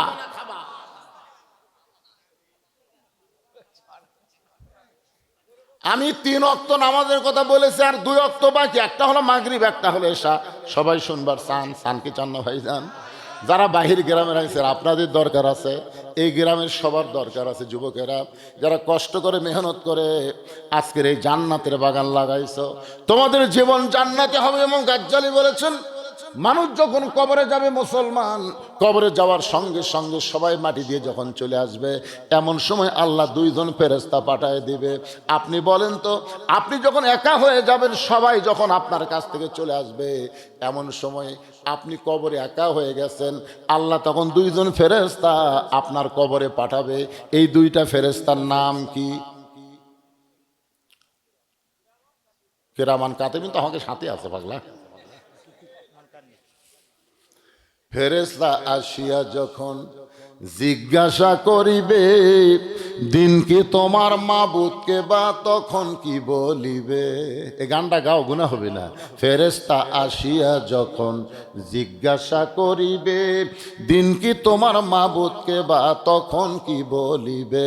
আল্লাহ বিনে নাই রে মাবুদ, আল্লাহ বিনে নাই রে মাবুদ, জবানে তাই বলো রে বলো মুখে, আল্লাহ রাসূল সবে বলো। দুইজন ফেরেশতা আসবে কবরে, মুনকার নাকির। মুনকার মুখস্থ হবেন, মুনকার। আর সব সময় আমাদের সঙ্গে দুই ফেরেশতা থাকে, সেটা হলো কিরামান কাতিবিন। এগুলো নাম মুখস্থ রাখবেন। জান কবজ করবে, তার নাম কি? হ্যাঁ, আজরাইল। এই জান কবজ করা ফেরেশতার নামও মুখস্থ হয়নি পারে। একটু মনোযোগ দেবেন। একটা আয়াতে কারিমা পড়ার পরে আবার মাগরিবের ইশার ওয়াজ নিয়ে আসতেছি। ইন্নাল্লাযীনা ক্বালু রাব্বুনাল্লাহু সুম্মা ইসতাকামু তাতানাজ্জালু আলাইহিমুল মালাইকা আল্লা তাখাফু ওয়া লা তাহজানু ওয়া আবশিরু বিল জান্নাতিল্লাতী কুনতুম তুআদুন। সবাই যখন চলে যাবে, এমন সময় মুনকার নাকির দুই ফেরেশতা এসে আপনাকে জিজ্ঞাসা করবে, মান রব্বুকা, মান রব্বুকা, তোমার রব কে? সঙ্গে সঙ্গে নামাজ দাঁড়িয়ে যাবে। যারা মাগরিবের নামাজ পড়ে এশার আগে মারা গেছে, এশার নামাজ পড়ে ফজর আগে মারা গেল, ফজর পড়ে জোহরের আগে মারা গেল, অসুস্থ হইয়া দুই ওয়াক্ত পড়তে পারে না, সেটা ভিন্ন কথা। হুঁশ না থাকে, দুই ওয়াক্ত বাদ গেছে, সেটা ভিন্ন কথা। কিন্তু সুস্থ অবস্থায় নামাজ পড়ার পরে লোকটা মারা গেল, মনে করেন ফজর পড়েছে, জোহরের আগে লোকটা মারা গেল, ওই লোকটাকে কবরে রাখার পরে মুনকির নাকির যখন জিজ্ঞাসা করবে মান রব্বুকা, সঙ্গে সঙ্গে নামাজ দাঁড়িয়ে যাবে। নামাজ দাঁড়িয়ে বলবে, রে মুনকির নাকির, কারে মান রব্বুকা প্রশ্ন করতেছো? মুনকির নাকির বলবে, যিনি কবরে শায়িত আছে তাকে প্রশ্ন করতেছি। বলে, তাকে প্রশ্ন করো না, আমি তার নামাজ দাঁড়িয়ে গেছি। এ মুনকির নাকির, যেই লোকটাকে মান রব্বুকা প্রশ্ন করতেছো, এই লোকটা 10 বছর থেকে নামাজ ধরেছে আর 70 বছর বয়সে মারা গেছে। এখন বলো তো, 10 বছর থেকে 70 বছর, এই 60 বছরে 5 ওয়াক্ত করে দৈনিক যদি নামাজ পড়ে, তাহলে কত ওয়াক্ত নামাজ পড়েছে হিসাব দে। মুনকির নাকির কয়, ভাই আমরা তো ক্যালকুলেটার, এই ক্যালকুলেটার আসিস নি, ক্যালকুলেটার লিস নি। যদি 5 ওয়াক্ত নামাজ 70 রাকাত ফরজ হয়, 12 রাকাত সুন্নত হয়, 3 রাকাত বেতর হয়, তাহলে সারাদিনে কত রাকাত হয়? প্রতি মাসে কত রাকাত? প্রতি বছরে কত রাকাত? প্রতি 10 বছরে কত রাকাত? তাহলে 60 বছরে কত রাকাত? হিসাব দে। মুনকির নাকির কয়, হিসাব জানি না। কেরে পাগলা, এই লোকটা মসজিদের মধ্যে ঢুইকা নামাজের নিয়ত করার পরই বলেছে আলহামদুলিল্লাহি রব্বিল আলামিন। যেই লোকটা রুকুতে গিয়ে বলেছে সুবহান রব্বিয়াল আযীম, যেই লোকটা সেজদায় গিয়ে বলেছে সুবহান রব্বিয়াল আলা। দুনিয়াতে নামাজের মধ্যে রুকুতে সেজদাতে নিয়ত বান্দার পরে এতবার রব রব রব রব করে জিকির করলো, আবার কবরে আসার সাথে সাথে মান রব্বুকা প্রশ্ন করিস, তোদেরকে শরম নাই? এতবার রব রব করে যে কবরের মধ্যে আইলো, তার এবার মান রব্বুকা প্রশ্ন করিস কেমনে? মুনকির নাকির বলে, আল্লাহ তোমার বান্দাকে মান রব্বুকা প্রশ্ন করার সঙ্গে সঙ্গে নামাজ যে খেপা খেপছে আমরা করব কি? আল্লাহ বলে, মুনকির নাকির সাক্ষী থাক, আমার যেই বান্দা বান্দি নামাজ নে কবরে আইছে, তার সব প্রশ্নের উত্তর আমি আল্লাহ দিয়া দিলাম। এইটা হলো কবরের পুরস্কার। আর দুনিয়ার পুরস্কার হলো ইন্নাস সালাতা তানহা আনিল ফাহশাই ওয়াল মুনকার, একমাত্র নামাজই পারে মানুষকে যাবতীয় ফাহিশা খারাপি বেহুদা কাজ থেকে বাঁচাই দিতে। আপনার যুবকের হাতে মোবাইল আছে, আপনি কি জানেন এই যুবকটা রাত 11টার পরে জানলা দরজা বন্ধ করে কম্বলের তলে কি করে, আপনি কি জানেন? কিন্তু আপনার ছেলেটা যদি 5 ওয়াক্ত নামাজি হয়, ওই মোবাইল চালু করবে কিন্তু অশ্লীল ভিডিও আসলেই বলবে কেউ না দেখলেও আল্লাহ দেখতেছে, আমার 2 কাঁধের ফেরেশতা লিখতেছে, আমি অন্যায় কিছু দেখব না। আল্লাহ বলেছেন নামাজি পারে তাকে বেহুদা খারাপি কাজ থেকে হেফাজত করতে। আল্লাহ বলেছেন ফালিয়াবুদু রাব্বা হাযাল বাইত আল্লাযী আতামাহুম মিন জুই ওয়া আমানাহুম মিন খাউফ। শুনে নাও, ওই ঘরের মালিকের, ওই মসজিদের মালিকের তোমরা যদি গোলামি করো, নামাজ পড়ো, আমি আল্লাহ সঙ্গে সঙ্গে তোমাদের 2টা পুরস্কার দেব। 1 নম্বর পুরস্কার হলো তোমাদের রিজিকের কোনো পেরেশানি থাকবে না। আর 2 নম্বর পুরস্কার হলো যাবতীয় ভয় ভীতি থেকে আমি আল্লাহ তাআলা তোমাকে পুরোপুরি নিরাপত্তা দিয়ে দিব। ইউসুফ আলাইহিস সালামকে ওরা কূপের মধ্যে ফেলে দিয়েছিল। ইউসুফ নবী সেখান থেকে জেলের মধ্যে গেল। এক সময় জুলাইখার কারণে জেলের ভিতর থেকে স্বপ্নের তাবির করে সে মিশরের খাদ্যমন্ত্রী, এক সময় প্রধানমন্ত্রী হয়ে গেল। যখন ইয়াকুব আলাইহিস সালামের সঙ্গে ছেলের মিলন হলো, বাপ বেটা একসঙ্গে আল্লাহর শুকরিয়া তান 3 রাকাত নামাজ পড়ে। এই 3 রাকাত নামাজটা আল্লাহর এতই পছন্দ হলো, আল্লাহ বলে হাবিব আপনার উম্মতের জন্য ইয়াকুব ইউসুফ সম্মিলিত নামাজকে মাগরিবের নামাজ হিসেবে দিয়ে দিলাম। আপনার উম্মতেরা মাগরিবের 3 রাকাত নামাজ যখন জামাতের সঙ্গে আদায় করবে, ইয়াকুব ইউসুফ নবীর সমপরিমাণ সওয়াব আমি আল্লাহ দিয়া দিব। আমাদের নবীর আগে একজন নবী দুনিয়াতে আইছিলেন, সেই নবীর নাম হলো ঈসা আলাইহিস সালাম। জোরে বলেন তার নাম কি? ঈসা নবী কিন্তু এখনো মরে নাই। ঈসা নবী কিন্তু এখনো মরে নাই। আপনারা বলেন তো কোন আসমানে আছে? এই সবাই বলেন কোন আসমানে আছে? ঈসা আলাইহিস সালামকে আল্লাহ যখন দুনিয়া থেকে 4র্থ আসমানে নিয়ে যায়, ঈসা বলতেছে আল্লাহ দুনিয়াতে মানুষ মরার জন্য যায়, কিন্তু আমার যে মৃত্যু হলো না। এখানে একটা মারাত্মক সত্য কথা, দুনিয়াতে মানুষ বাঁচার জন্য না মরার জন্য। একেবারে এই কথা বলতে আপনাদের কোন জায়গায় বাঁচতেছে? ও 3 তলা 4 তলা বাড়ি বানিয়ে ভুলকি মারতেছেন, কি দেখতেছে? হুজুর 6 তলার ভিত দিছি, হুজুর 3 তলা হচ্ছে রড বার করে থেছি, হুজুর দোয়া করবেন, দোয়া করবেন আল্লাহ যেন 6 তলা করেই মরার তৌফিক দেয়। মানে 6 তলা করেই যেন মরার পারি, 6 তলা করেই বাঁচবি না মরবি। এই জন্য সবাই বলেন দুনিয়াতে মানুষ কিসের জন্য আসে? বাঁচা না মরা? ঈসা বলতেছে আল্লাহ দুনিয়াতে গিয়েছিলাম মরার জন্য, কিন্তু আমার তো মৃত্যু হলো না।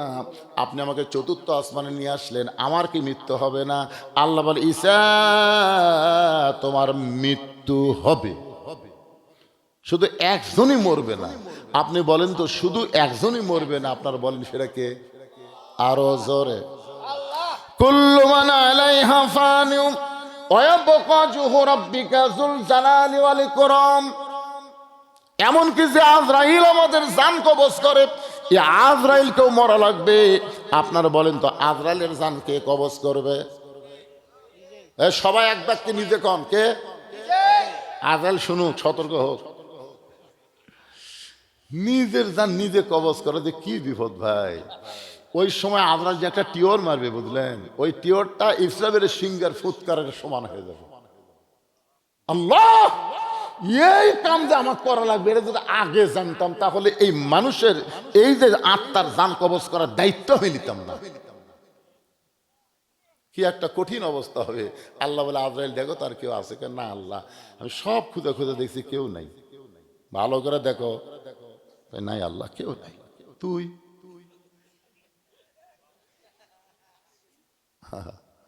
এখানে যারা বসে আছি ভাইজান সবাই মরে যাব, আমাদের মরা কোনো ফ্যাক্টর না। আল্লাহ বলেছেন কোনো চিন্তা করো না, আমি আল্লাহই বলতেছি ইন্নাল্লাযীনা ক্বালু রাব্বুনাল্লাহ। এই যে রব্বুনাল্লাহ, নামাজের এই রব নিয়ে যদি তুমি খবরে যাও, আল্লাহই বলতেছেন আল্লাহ তাখাফ, তোমার কোনো ভয় নাই, ওয়ালা তাহজান, তোমার কোনো টেনশন নাই, কোনো চিন্তা নাই, ও আবশিরু বিল জান্নাহ, তোমার কবরটাই হবে জান্নাত। জোরে বল সুবহানাল্লাহ। দুনিয়ার মানুষ রেখে আসবে তোমাকে অন্ধকার ঘরে, তোমার ইমান এবং আমলের আলোতে আমি আল্লাহ কবরকে জান্নাতের সাথে একটা সম্পর্ক করে দিয়ে বলবো, বান্দা তুমি কি কবরে থাকবা, না তোমার জন্য আর একটা জায়গা আছে ইল্লিন নামক জান্নাতের বাগান, তুমি কোথায় যাবে? তুমি যদি বলো আমি কবরেই থাকবো, তাহলে তোমার কবরকে ইল্লিন বানাতে হবে। আর তুমি যদি বলো এই ছোটোখাটো জায়গাতে আমি থাকতে চাই না, তখন আল্লাহ ইল্লিন দিয়ে দেয়, আমাকে স্বাধীনভাবে ছেড়ে দিবি কিয়ামত পর্যন্ত। কোনো টেনশন আছে? খালি এশার নামাজটা বলা বাকি আছে। আমি এশার নামাজের কথা বলবো, কোরআন শরীফ আমার সামনে। ওয়াজ শুরু করার পর এ পর্যন্ত অনেক লম্বা কথা বলেছি ভাইজান। এখন এই মসজিদের উন্নয়ন কল্পে আপনাদের কাছে একটু গামছা দিব, রুমাল দিব, 10, 20, 50, 100 টাকা যিনি যা পারবেন আল্লাহর হস্তে জীবনের শেষ দান মনে করে আপনারা আল্লাহর ঘরত দিবেন। জীবনের শেষ মনে করে, যেখান থেকে বাড়ি যাওয়ারই গ্যারান্টি নাই, পকেটে টাকা লেগে আমার লাভ কি, এই মনে করে আপনারা যা পারবেন এই গামছা রুমালের মধ্যে আল্লাহর হস্তে আপনারা দান করবেন। 10, 20, 50, 100 যেটা পারেন দান করবেন। আর যদি কেউ মনে করে হুজুর আমি গামছার উমারত দিব না, একটু মসজিদের জন্য মোটামুটি কিছু দান করব, তাহলে গ্রামের লোকজনকে বলবো 1000, 2000 যিনি যা পারবেন দানের ব্যাপারে গড়িমসি করলে শয়তান কিন্তু খুশি হবে। শয়তান খালি বলবি দেশ না দেশ না দেশ না। হাসান মোল্লা, আল্লাহ তোমার একজন পাগল, তোমার ঘরের জন্য 500 টাকা করছে দান। আল্লাহ হাসান মোল্লার দানকে আল্লাহ আপনি কবুল করেন। আল্লাহ রে ছেলেরাই গামছা নিয়ে নামতে দেরি করো কেন? ব্যাগলে নামো।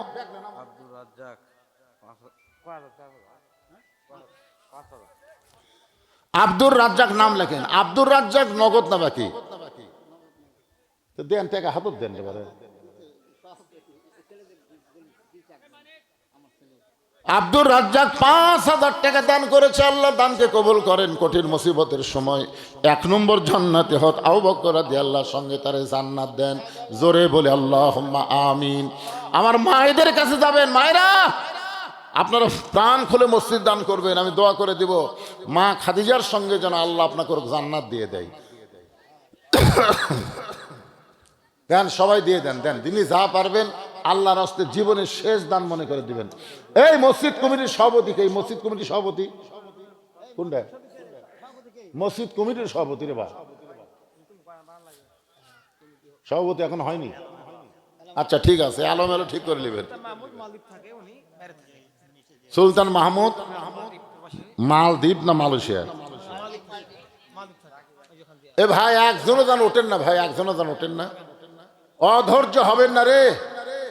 অধৈর্য হওয়ার কারণেই মানুষ কষ্টের মধ্যে পড়ে, অ্যাক্সিডেন্টে পড়ে। আপনার দেখেন তো যারাই অ্যাক্সিডেন্ট করতেছে খোঁজলে দেখবেন যে বাচ্চা যদি থাকে, কে রে ভাই তোর অ্যাক্সিডেন্ট হলো কে? এ অধৈর্য ভাই, এ অধৈর্য হবেন না। ইন্নাল্লাহা মা সাবরিন, ধৈর্যশীলদের সঙ্গে আল্লাহ থাকে। তো ইনি কি দিবেন? যাই মালিতে আছে কি দিবে? ও উনি সভাপতি হবে। একটু জিকির করেন লা ইলাহা ইল্লাল্লাহ, জোরে লা ইলাহা ইল্লাল্লাহ, লা ইলাহা ইল্লাল্লাহ, লা ইলাহা ইল্লাল্লাহ, লা ইলাহা ইল্লাল্লাহ, লা ইলাহা। এই যে কিছু লোক যে উঠে আপনারা যাচ্ছেন, আপনারা কি বুঝলেন? যাওয়াটাই বড় পছন্দ করলেন, যান। আল্লাহ বাড়ির যাওয়ার আগে বহু মানুষকে হাসপাতালে নিয়ে যায়, যায় না? সামান্য একটা উষ্টা খেয়ে এমন হয়ে পড়বেন, দাঁতি লেগে থাকবেন, পানি দিয়ে হুশ ফিরবি না, হাসপাতাল যাওয়া লাগবে। কুন্দন দারুল আরকাম নুরানি কওমি হাফিজ মাদ্রাসার উদ্যোগে বিশাল তাফসিরুল কোরআন মাহফিল 27 জানুয়ারি রোজ মঙ্গলবার। মাহফিলের প্রধান বক্তা হযরত মাওলানা আবরারুল হক আসিফ, ঢাকা। এটা হচ্ছে আপনার কয় তারিখে? 27। আপনার সেখানে যাবেন ইনশাল্লাহ। যুবকদের আইডল আসতেছে আবরারুল হক আসিফ। কে দিল এই টাকা? সেনা টাকা। আসলে এখন এমন একটা অবস্থা আছে, ব্যাংকের থেকে টাকা সেনা দেয়, পরে ফেরত দেওয়ার গেলে লেয় না। খুব বিপদ ভাই রে। আল্লাহ কোরআনেও সেজন্য বলে দিয়েছেন লান তানানুল বিররা হাত্তা তুনফিকু মিম্মা তুহিব্বুন, তুমি যেটা সবচেয়ে মহব্বত করো সেইটা আল্লাহ দিয়ে দাও। টাকা যদি ভালো 500 থাকে, ছেঁড়া দিলে কিন্তু কাম হবে না। যদি না থাকে তখন ওটাই চলবে, অসুবিধা নেই।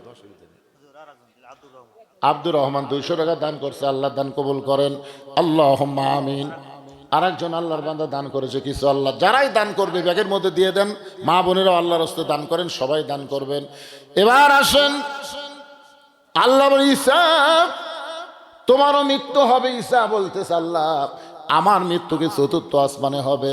আল্লাহ বলে ঈসা তোমার মৃত্যু দুনিয়াতে হবে। ঈসা বলতেছে আল্লাহ কবে আবার নবী করে আপনি আমার দুনিয়াতে প্রেরণ করবেন?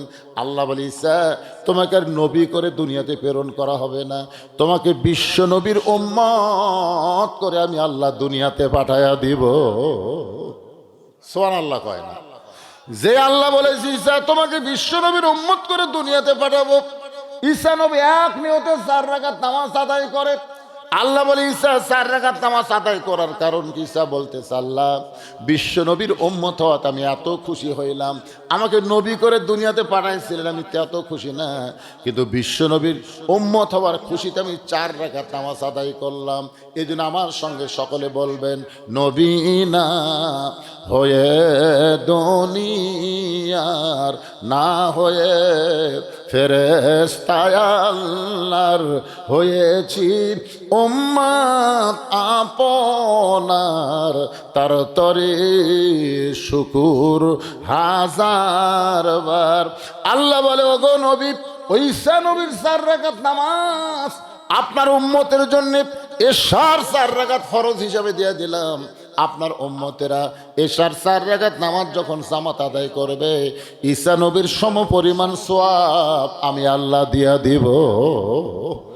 আজকে 5 ওয়াক্ত নামাজের ওয়াজ শুনে কোন ওয়াক্ত বাদ দিবার মন চাচ্ছে? এই গ্রামের একজন যোগ্য জামাই দেখছেন কি খুশি, এই গ্রামের একটা জামাই আব্দুল করিম 1000 টাকা দান করেছে। গ্রাম শুদ্ধা জামাই কয়টা? একটাই, 2টা পাওয়া গেছে। তো যাই হোক, এরপরে আল্লাহ বলতেছেন ওয়ানহার। ওয়ানহার মানে কুরবানি। আপনারা বলেন তো এই শীতের দিনে ফজরের নামাজ জামাতে আদায় করা কিন্তু বিশাল কুরবানি। ধরে কোন কথা ঠিক কিনা? কুরবানি মানে কি? কুরবানি মানে উৎসর্গ করা, কুরবানি মানে ত্যাগ করা। আপনি বলেন আর সালাতু খায়রুম মিনান নাওম শোনার সাথে সাথে যে তোষক ল্যাপ ত্যাগ করবে, ঠান্ডা পানিতে ওযু করবে, এর চাইতে বড় কুরবানি তো গরু জবাই করলে হবে না। কথা কন না কেন ভাইরে? এই সময়, এই ঠান্ডার সময় আপনি কি মনে করছেন? আর সালাতু খায়রুম মিনান নাওম শোনার সাথে সাথে ল্যাপ তোষককে ফেলে দিয়ে ঠান্ডা পানিতে ওযু করে মসজিদ দিকে যখন যায়, ফেরেশতা বলে আল্লাহ তোমার বান্দা এত ঠান্ডার মধ্যে গরম উষুম বাদ দিয়ে তোমার ঘরে নামাজ পড়বার যায়। আল্লাহ বলতেছে আজকে যদি বদর যুদ্ধ হতো এরা বদের যুদ্ধের সৈনিক হয়ে যেত। তোরে কর সুবহানাল্লাহ। এই জন্য নামাজ আর কুরবানি এই দুইটার বিনিময়ে আল্লাহ পান করাবে হাউজে কাউসারের পানি। এই পানি পান করে কেউ যদি জাহান্নামেও যায় আল্লাহ জাহান্নামকেও তার জন্য জান্নাত বানায় দিবে। এই পানিটা থাকবে আমাদের নবীর হাতে। জোরে বলেন কার নবী? আমাদের নবীর হাতে। আমাদের নবী আমাদের ভালোবাসে কম না বেশি? নামাজ 5 ওয়াক্ত আদায় করে দেন, আর কোনো টেনশন নাই। আল্লাহর একজন বান্দা 500 টাকা দান করেছে, আল্লাহ দানকে কবুল করেন। আল্লাহুম্মা আমিন। এখন ইস্তেগফার করুন। আস্তাগফিরুল্লাহ রব্বি মিন কুল্লি জামবি ওয়া আতুবু ইলাই। আস্তাগফিরুল্লাহ রব্বি মিন কুল্লি জামবি ওয়া আতুবু ইলাই। লা হাওলা ওয়ালা কুওয়াতা ইল্লা বিল্লাহিল আলিয়্যিল আযীম। আল্লাহুম্মা আমিন।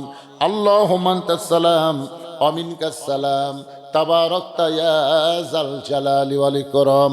আল্লাহ তোমার বান্দারা কত কষ্ট করে মেহনত করে হাজার হাজার টাকা খরচ করে এই জান্নাতের বাগান লাগাই দিছে আল্লাহ। আর তোমার অনেক বান্দারা আরামের বাড়ি আরামের ঘুমকে বাদ দিয়া ল্যাপতোষকের মহব্বত কলিজার মধ্যে থেকে বের করে তোমার কোরআনের মহব্বত কলিজার মধ্যে নিয়ে এই জান্নাতের বাগানে বসে বসে দীর্ঘ সময় পর্যন্ত নামাজের আলোচনা শুনেছে আল্লাহ। মেহেরবানি করে আজকের মাহফিল আমাদের সকলের হিদায়াতের জন্যে, নাজাতের জন্যে, জান্নাতের জন্যে কবুল করো। এই মাহফিলের শুরু থেকে শেষ পর্যন্ত যত আলোচনা হয়েছে আল্লাহ, এর মধ্যে যদি ত্রুটি হয়, এর মধ্যে যদি ভুল হয় মাফ করে দাও। এর যা হাদিয়া মঞ্জুর করো সোনার মদিনায় নবী পাকের রওজা মোবারকে আল্লাহ কবুল করে নাও। তামাম আম্বিয়া কেরাম আসহাবি কেরাম, তাবিনী কেরাম, তাবা তাবিনী কেরাম, তামাম পৃথিবীর মাটির নিচে যত মুমিন মুমিনা শুয়ে আছে আল্লাহ সকলের আরওয়াফরে হাদিয়া কবুল করো।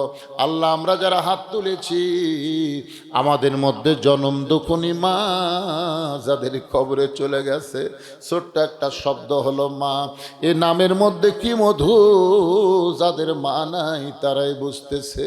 এই দরদের মা যাদের কবরে গেছে আল্লাহ মেহেরবানি করে মায়ের কবর জান্নাতের টুকরা বানায় দাও। দরদের বাবা আমরা যারা হারাইতিম হয়ে গেছি আল্লাহ মেহেরবানি করে বাবার কবর জান্নাতের টুকরা বানাও। আমাদের দাদা দাদি নানা আত্মীয় স্বজন শ্বশুর শাশুড়ি যাদের কবরে গেছে আল্লাহ কবরবাসীদের মাফ করে দাও আল্লাহ। এই বড় কাবলা মসজিদকে কিয়ামত পর্যন্ত কবুল করে নাও। এই মসজিদ কমিটির সভাপতি সেক্রেটারি কেশিয়ার সদস্য ইমাম মুয়াজ্জিন খতিব আল্লাহ মুসল্লিদের আল্লাহ তুমি কবুল করো। আজকের মাহফিলের সম্মানিত সভাপতিকে আল্লাহ তুমি কবুল করো। আজকের মাহফিলের প্রধান অতিথিকে আল্লাহ তুমি কবুল করো। বিশেষ অতিথিদের কবুল করো, আলেম ওলামাদের কবুল করো, হাদিস সাহেবদের কবুল করো, মুরব্বীদের কবুল করো, যুবকদের কবুল করো, কচি কাঁচা বাচ্চাদের কবুল করো। আমার সম্মানিত মা বোনদেরকে পর্দা নিশে আল্লাহ তুমি কবুল করো। আমি অসুস্থ, আমার মতো অসুস্থ অবস্থায় যারা হাত তুলেছে আল্লাহ সবাইকে সুস্থতার নিয়ামত দান করো। যেই যুবকগুলো কষ্ট করে মাহফিল করলো এই যুবকগুলোকে আল্লাহ 5 ওয়াক্ত নামাজি কবুল করো। আল্লাহ যেই বাড়িতে ছিলাম কিছুক্ষণ মেহমান হিসাবে আল্লাহ ওই বাড়ির ছেলেটার বাবা অনেক আগে দুনিয়া থেকে চলে গেছে, তার মাটা অসুস্থ, দোয়া চাইছে, আমরা সবাই দোয়া করি আল্লাহ সুস্থতার নিয়ামত দান করো। ও মাবুদ পরিশেষে আবার তোমার দরবারে বলি আজকের মাহফিলের সম্মানিত সভাপতি হাজী সাহেবকে কবুল করো। আমার বাম পাশে মসজিদের মুয়াজ্জিন ইমাম খতিব বসে আছে আল্লাহ তাকেও তুমি কবুল করো। এই সোনার যুবকদেরকে আল্লাহ 5 ওয়াক্ত নামাজি কবুল করে মৃত্যুর সময় আমাদের জবানে তুমি জারি করে দিও লা ইলাহা ইল্লাল্লাহু মুহাম্মাদুর রাসূলুল্লাহ সাল্লাল্লাহু আলাইহি ওয়াসাল্লাম। আসসালামু আলাইকুম ওয়া রাহমাতুল্লাহ।